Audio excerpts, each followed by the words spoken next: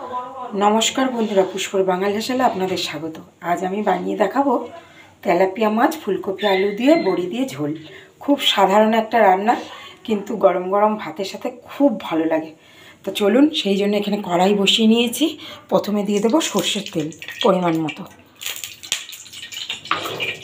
खूब सिम्पल भावे आमी रान्ना करे आपनादेर देखाबो आजके। तारपर दिए देबो माछेर उपरे सामान्य परिमाणे लंकार गुड़ो दिए माछटा भाजले माछेर भितरे लंकाटा ढुकবে। माछগুলো ना একটু বড় বড় সাইজের। তারপর দেব পরিমাণ মতন হলুদ আর দেব আন্দাজ মতন লবণ আর সামান্য পরিমাণে আটা দেওয়ার কারণে কড়াইয়ের সাথে না স্কিনটা ফেটে ফেটে লেগে যাবে না, সেই জন্য আমি আটাটা দিলাম। এবার এটাকে খুব ভালোভাবে মাখিয়ে নেব। মাছগুলো খুব ভালোভাবে নুন হলুদ লঙ্কার গুঁড়ো মাখিয়ে নিয়েছি। এদিকে তেলও গরম হয়ে গেছে, একটু কড়া কড়া করে ভাজবো মাছটা।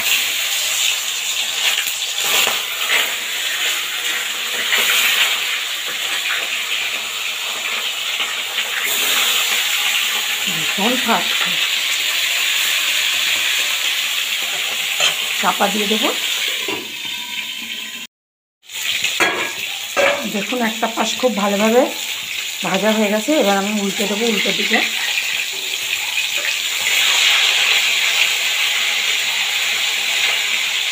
ভীষণ বড় বড় মাছগুলো।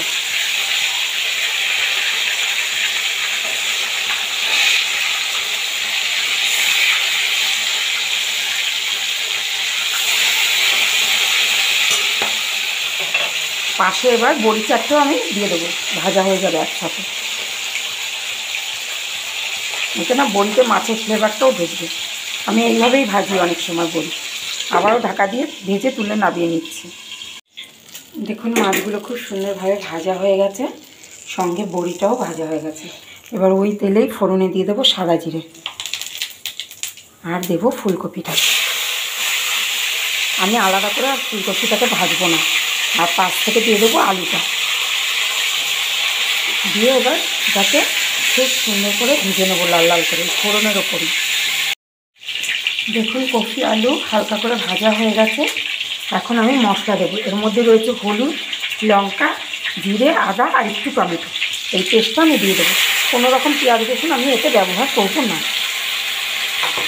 দিয়ে বেশ ভালো করে এটাকে কষিয়ে নেব।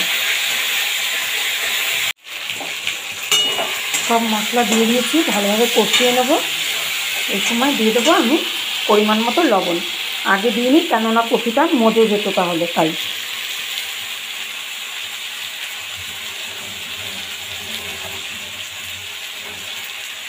মিক্সির বাটি ধোয়া জলটাও বন্ধুরা আমি এর মধ্যে দিয়ে দেবো। দিয়ে বেশ ভালোভাবে নেড়ে চেড়ে কষিয়ে নেব। খুব সিম্পল একটা রান্না কিন্তু খুব ভালো লাগে। আমার মা এইভাবে রান্না করে, তাই আমিও আপনাদের সাথে শেয়ার করলাম। আশা করি আপনাদেরও খুব ভালো লাগবে। এর উপরে দিয়ে দেবো আধখানা টমেটো 2 টুকরো করে রেখেছি আর 2টো কাঁচা লঙ্কা। যার ঝাল যেমন লাগবে সে এটা ডলে খাবে আর এতে একটা হালকা ফ্লেভারও আসবে। কি অপূর্ব কালার হয়েছে দেখুন।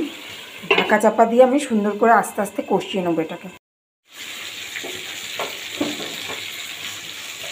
দেখুন খুব সুন্দরভাবে তেল ছাড়তে শুরু করেছে, তার মানে আমাদের এটা কষানো হয়ে গেছে। আদা জিরের একটা খুব সুন্দর স্মেল আসছে। এই সময় দিয়ে দেবো আমি পরিমাণ মতো জল। আগে দেবো অল্প জল, দিয়ে ভালোভাবে মশলাটার সাথে মিশিয়ে নেব।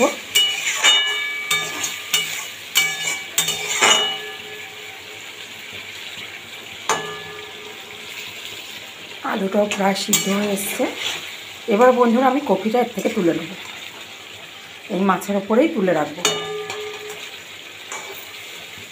বলুন তো এটা কেন তুলছি? নতুন আলু একটু সময় লাগে তো সেদ্ধ হতে, যেন আমার কপিটা গোটা গোটা থাকে, গলে না যায়, তাই। আর কষানোর পর তোলার কারণ হচ্ছে, আপনারা ভাবতে পারেন তাহলে তো দিদিভাই ভেজে রেখে দিতে পারতেন আগে তুলে। না, কষানোর পর রাখলে এটা কষানোর স্বাদটা আলাদা, ভাজার স্বাদটা আলাদা। তাই জন্য আমি এইভাবে করছি। আমার মা বলে এইভাবে নাকি করলে কপির টেস্টটা বেশি ভালো লাগে। দেখুন আমি তুলে নিয়েছি। বেশ ভালোভাবে আলুটাকে মশলার সাথে মিশিয়ে দেবো। দিয়ে জল দিয়ে দেবো ঝোলের জন্য পরিমাণ মতো। আরও একটু জল দেবো, কেননা বড়ি আছে, বড়িতে অনেকটা জল টেনে নেবে।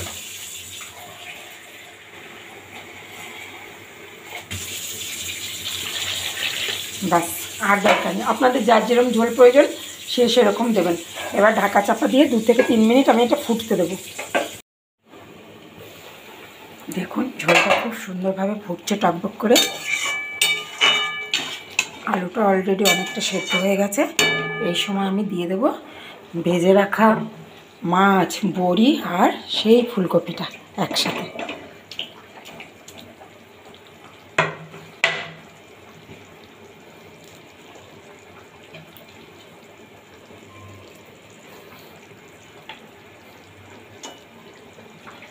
বড়িটাও সাইড থেকে দিয়ে দেব।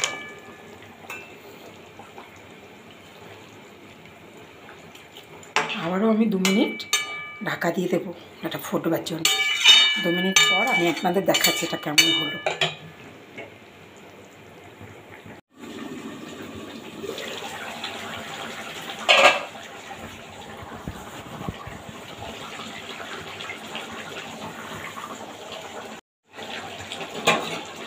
দেখুন বন্ধুরা কি সুন্দরভাবে ফুটছে, একদম আলু ঠালু সেদ্ধ হয়ে গেছে খুব ভালোভাবে। বড়িগুলোও ফুলে ফুলে বড় বড় হয়ে গেছে, তার মানে বড়িটাও সেদ্ধ হয়ে গেছে। এই সময় আমি দিয়ে দেবো বেশ খানিকটা ধনেপাতা উপর থেকে। এটা খুব বেশি পাতলা ঝোলও হবে না, আবার একদম শুকনো শুকনোও হবে না। ধনেপাতাটা দিয়ে আবারও 2 থেকে 3 মিনিট আমি ঢাকা দিয়ে রাখবো। আর এই সময় আপনারা লবণটা চেক করে নেবেন। একদম রেডি হয়ে গেছে আমাদের মাছের ঝোল। নাবিয়ে আমি পরিবেশন করে আপনাদের দেখাচ্ছি কেমন হলো। দেখুন বন্ধুরা আমি নাবিয়ে দিয়েছি একটা পাত্রে, কি সুন্দর উপর থেকে সরও পড়ে গেছে অলরেডি।